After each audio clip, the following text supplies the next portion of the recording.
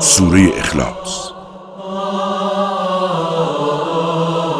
بسم الله الرحمن الرحیم.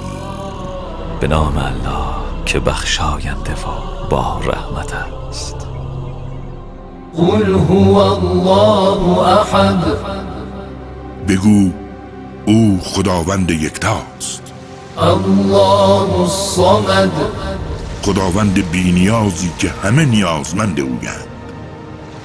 لم یلد ولم یولد. نه زاییده است و نه زاده شده. ولم یکن له کفوا احد.